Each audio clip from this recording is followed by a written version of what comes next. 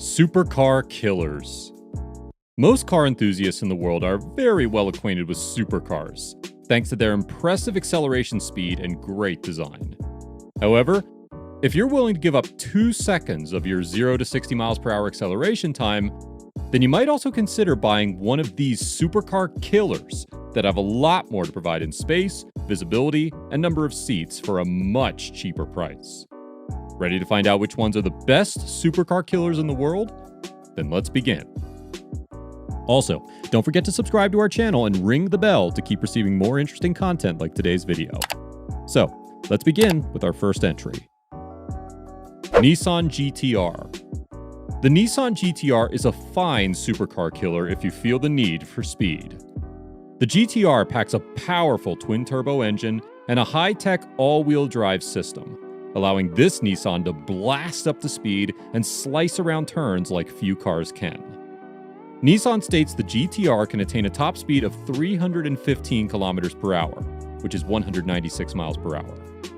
Motor Trend recorded a top speed of 313.8 kilometers per hour, or 195 miles per hour.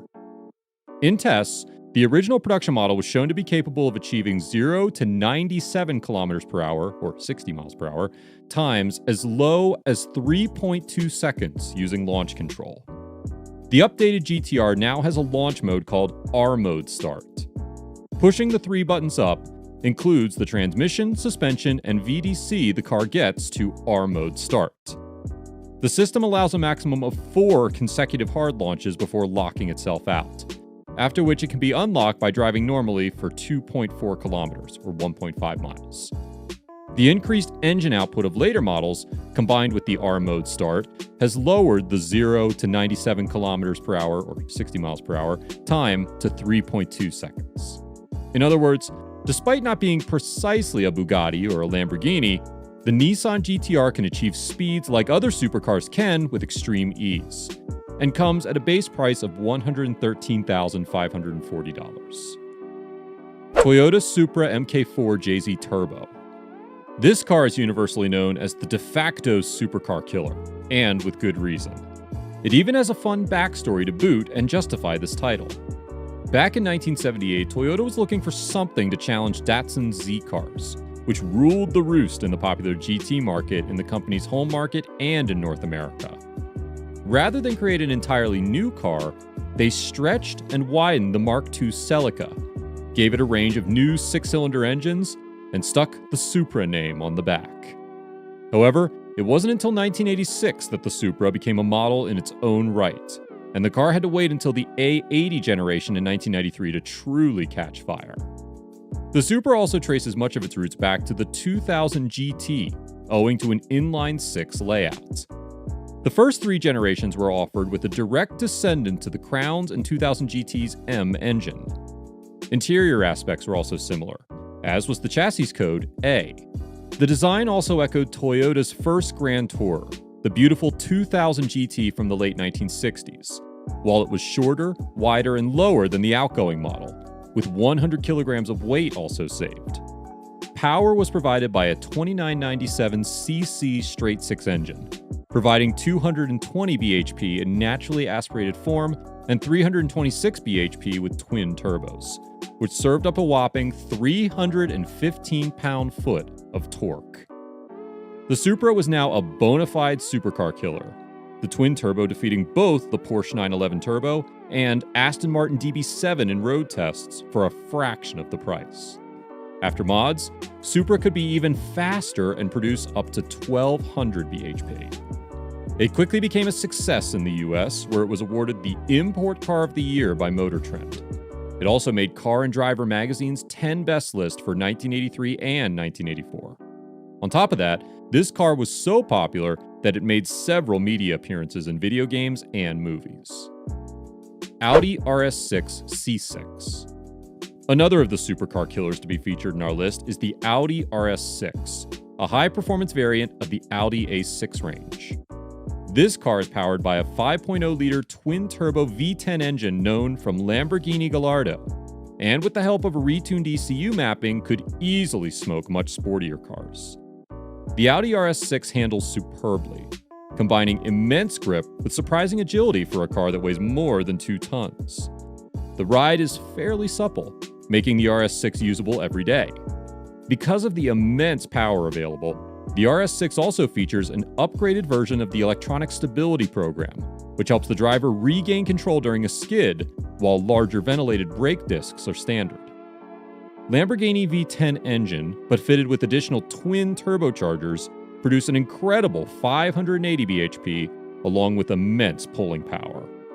After ECU remap and exhaust upgrades, it could easily achieve about 750 bhp in a station wagon family car. Thanks to twin exhaust pipes, it emits a deep burble on startup, and there's a meaty roar if you give the throttle a quick prod. Audi TT, Audi A3, VW Golf. Coming up next, there are a lot of things in common about these 3 cars and their performance. All of them could be a supercar killer after just a few mods. All of them has one of the most attractive for mods engine fitted in cars over 3.2-liter VR6. TT, A3, and Golf with VR6 engines could also be fitted with all-wheel drive Haldex systems. You could imagine what could be done after adding to this mixture a turbocharger.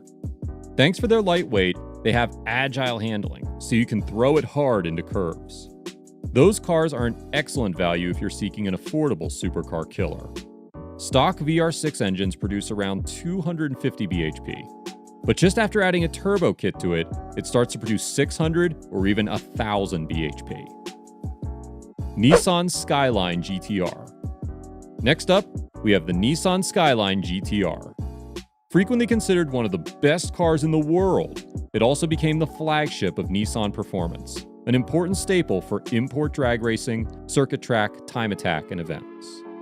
The formidable technology and performance of the R32 GTR prompted the Australian motoring publication Wheels to nickname the GTR Godzilla in its July 1989 edition. Wheels then carried the name through all the generations of Skyline GTRs.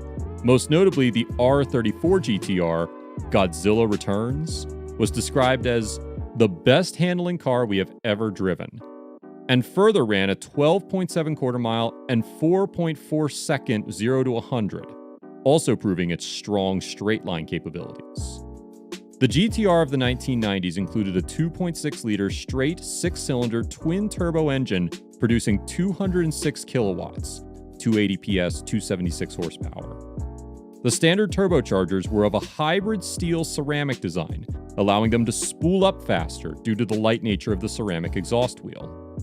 Similar like in the Supra situation, the base model GTR is just a clean paper for tuners. RB 2060 ET Aftertune could easily achieve around 600 bhp. The drivetrain delivered power to all 4 wheels using an electronically controlled all-wheel drive system Nissan called the Atessa ETS. The Atessa ETS system used 2 accelerometers mounted under the center console, which fed lateral and longitudinal inputs to the ECU. The car also had computer-controlled all-wheel steering systems referred to as HICAs. The HICAS system activated when the vehicle exceeded 80 kilometers per hour, or 50 miles per hour, and controlled the steering of the rear wheels in the same direction as the front to improve turn in on entry to corners. Despite most people thinking that they need a supercar or a luxury car to achieve top speed and performance, the truth is that there are many more options made by tuners that provide you with better performance than a lot of much more expensive supercars. Which one of these did you like the most? Which one are you interested in buying? Let us know in the comments. Also, don't forget to leave our video a like, share it with your friends, and also subscribe to our channel to keep receiving more amazing car content like today.